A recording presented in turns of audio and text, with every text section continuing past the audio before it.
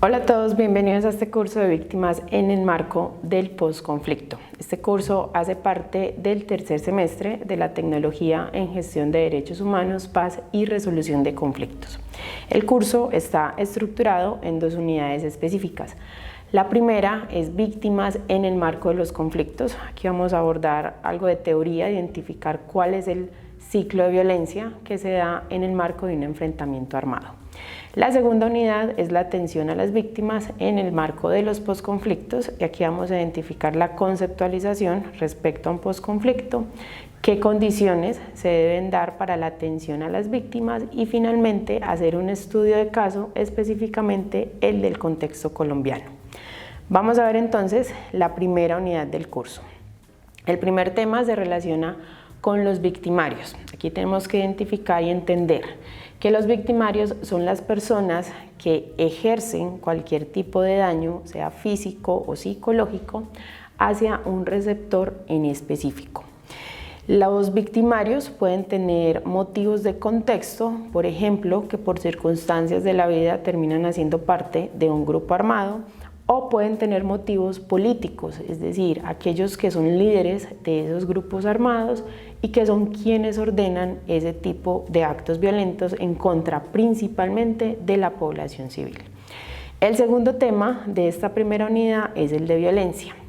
¿Qué es violencia? Es cuando las realizaciones actuales de un ser humano están por debajo de sus realizaciones potenciales.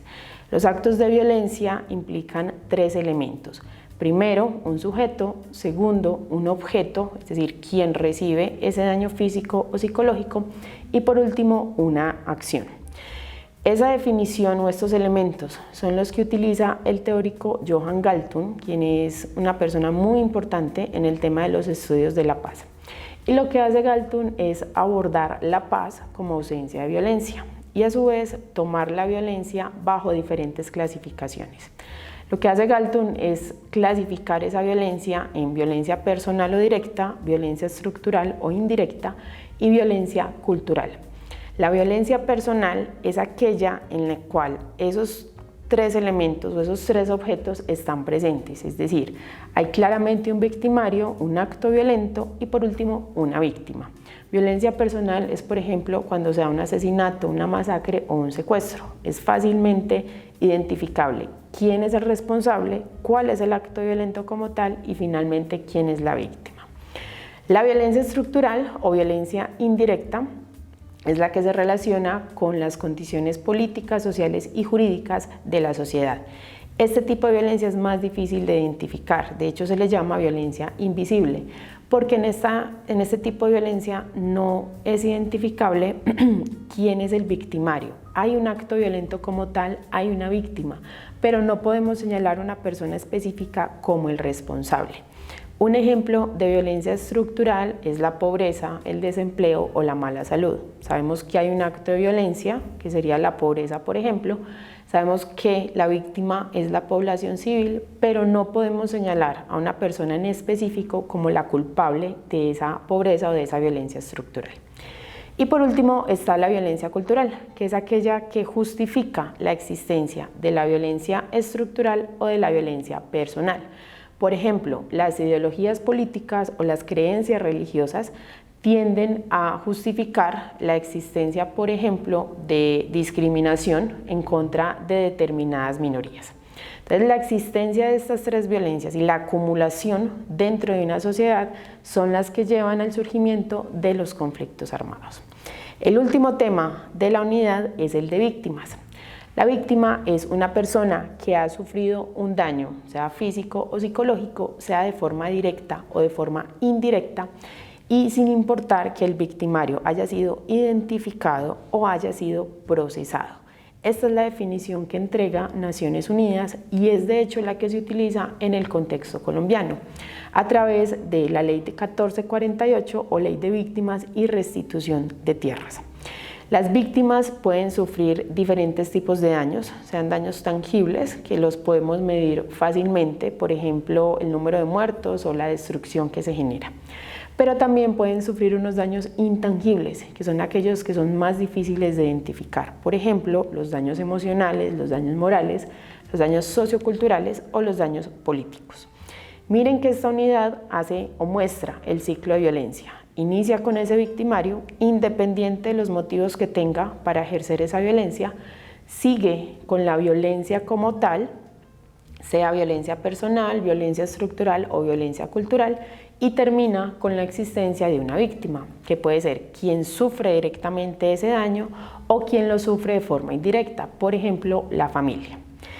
La segunda unidad del curso aborda la atención a las víctimas en el marco del posconflicto. Entonces, lo que primero tenemos que identificar es qué es el posconflicto. Un posconflicto inicia en la mayoría de casos con la firma de un acuerdo de paz. Hay situaciones que se pueden generar y es que el posconflicto inicie con el sometimiento de una de las partes hacia la otra, es decir, que exista un claro vencedor en el conflicto. La mayoría de posconflictos inician con un acuerdo de paz, que es el resultado de un proceso de diálogo y de negociación entre los actores enfrentados. El posconflicto es un proceso muy complicado, implica dificultades importantes en el tema social, político y económico y es de larga duración. Lo que dice la teoría internacional es que el posconflicto puede tener una duración entre 20 y 30 años. ¿Qué se debe hacer en un posconflicto y qué debe estar contenido en un acuerdo de paz? Aquellas condiciones necesarias para darle atención a las víctimas y para asegurar la consolidación de la paz, que son ciertos elementos que, aunque no garantizan ese estado pacífico, sí acerca a la sociedad a un estado de paz. El segundo tema de la unidad es la atención a las víctimas y sus derechos. Recuerden que los derechos de las víctimas son 4: la verdad, la justicia, la reparación y la no repetición. En esta unidad vamos a ver las diferentes condiciones que se deben abordar en esa etapa del posconflicto. Entonces, primero está el componente de seguridad. Este componente se relaciona o se debe enfocar en los procesos de desmovilización, desarme y reintegración, es decir, facilitar que todas esas personas excombatientes que se están desmovilizando de ese grupo armado puedan reintegrarse de forma efectiva a la sociedad y evitar que en el largo plazo retornen a las armas. En este aspecto es clave la atención social, psicológica y económica que se le pueda brindar a esa población. El segundo pilar es el de justicia y reconciliación. Aquí específicamente le damos atención a los derechos de verdad, justicia, reparación y no repetición. Existen diferentes formas de dar cumplimiento al derecho a la justicia. Uno es el sistema de justicia ordinario, pero lo que pasa normalmente es que una sociedad que está saliendo de un conflicto armado no tiene las capacidades suficientes para, digamos, aplicar ese sistema de justicia. Una segunda opción son los tribunales internacionales, pero normalmente los intereses políticos de los actores armados no están o no se ven beneficiados a partir del ingreso o de la aplicación de la jurisdicción de esos tribunales internacionales. Y la tercera opción es la justicia transicional, que consiste en las medidas políticas y judiciales para investigar y sancionar a aquellas personas responsables de los delitos cometidos en el marco del conflicto.